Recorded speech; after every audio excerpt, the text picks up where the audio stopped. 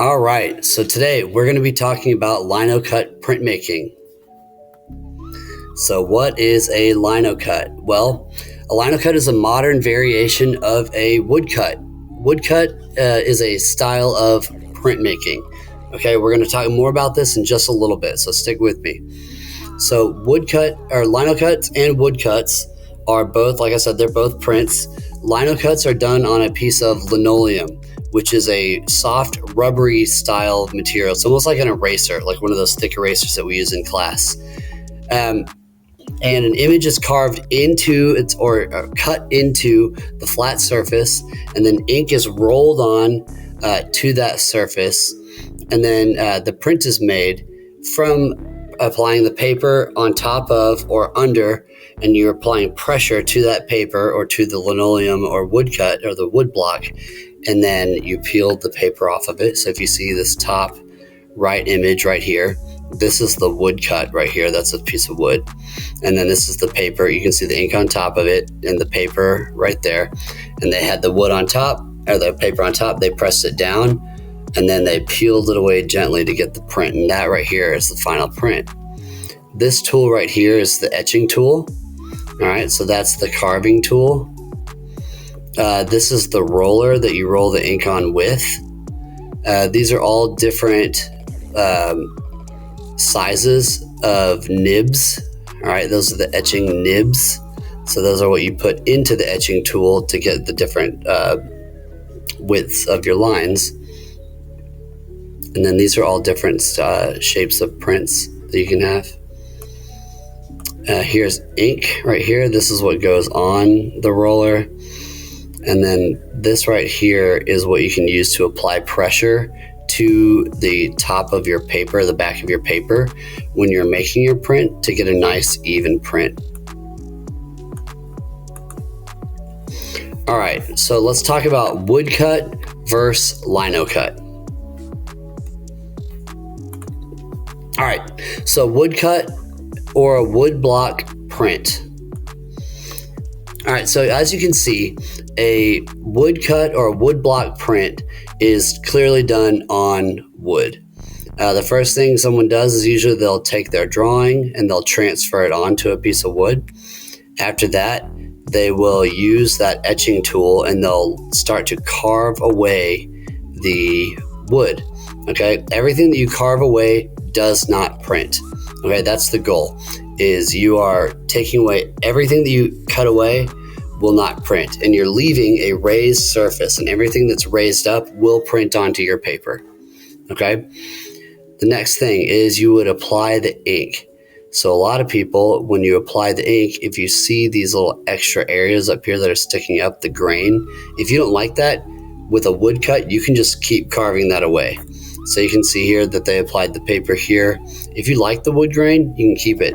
If you don't like it, it looks like they carved more away later, so you can carve more away afterwards. Next, so Japanese woodblock printing. So the traditional Japanese art of woodblock printing and painting was popular on the island during the period between the 17th and 19th century. Usually depicting classical themes such as landscapes, scenes from legends and history, as well as nature or animals and other cultural elements of Japan. The Rhythm Force project it takes the classical Japanese art form and reinvents it with themes taken from modern classics like Star Wars, presenting a traditional Japanese practice with an interesting contemporary spin. It introduced by a Japanese crowdfunding site, and the series featured popular Star Wars characters and epic scenes depicted in the classical Japanese woodblock printing style, with different artists responding for hand-carved woodblock prints and the finalized work on paper in a limited number of copies. So you can see this one has like the ATA on Hoth.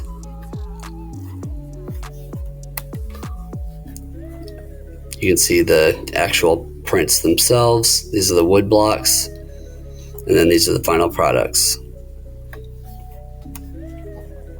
So now let's talk about linocuts. So with linocuts, so Frederick Walton invented linoleum in the mid-1800s, and artists have been using it as a relief printmaking material for over 100 years. It's a versatile alternative to wood for printmakers, but most people know linoleum for its use as flooring. That's the black and white checkered tile that we see on the floor. That's called linoleum. It was discovered then that it was a cheaper alternative than wood and easier to carve as it doesn't have a grain. So whenever you're cutting into it, it's nice and rubbery and it's smooth, and it doesn't leave that those grainy lines in your print. Some people like that in their wood cuts, but linoleum doesn't have that grainy bit. So if you take a look here, this one up here, this one's done by Picasso in the 60s. This one was done by Matisse in the 30s. These down here are all more modern examples. But the cool part about these right here is you can see the actual piece of linoleum that they used. So this right here, this fish, there's the piece of linoleum that they used to print the fish. The book right here, you can see the stack of books. The pink part is the actual linoleum and the black is the ink. And then they roll the ink on it and they flip it to put it onto the paper. And then I'm going to move myself again. And then right here, you can see this is the leaves and the flowers all done with different colors, but just arranged in a different way. And the whale, of course, looks great. All right, so for our project that we're going to work on, our theme will be nature and or man-made, okay? So you will get to design, carve, and print a 4x4 Linocut stamp using black and white ink on colored paper. Okay, so let me show you some examples. So these are all student examples. I think I'm up here everywhere, so I'm gonna stay there. All right, these are student examples.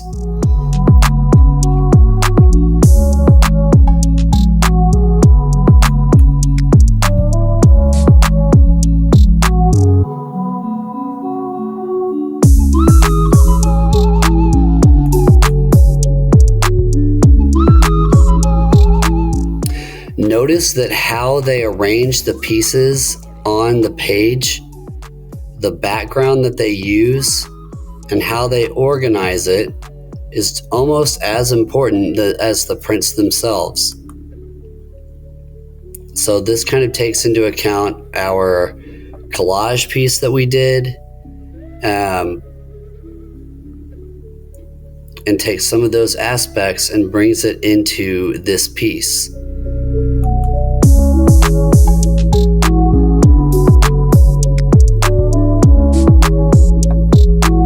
This is a great example.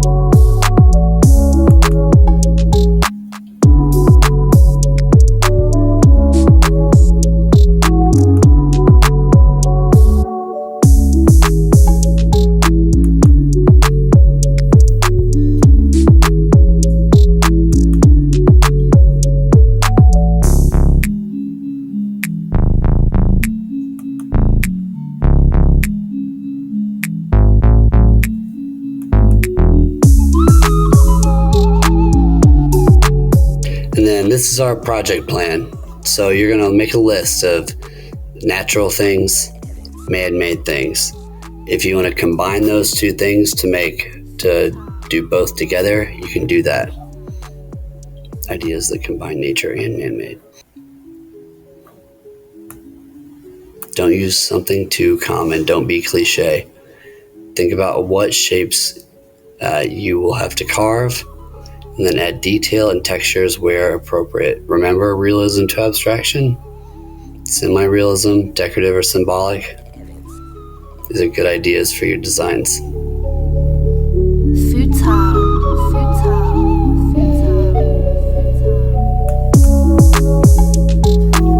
Positive and negative space, like with our sushi plates.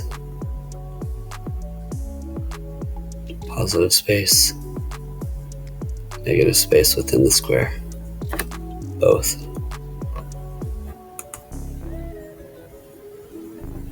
Okay. That's all I've got for you today.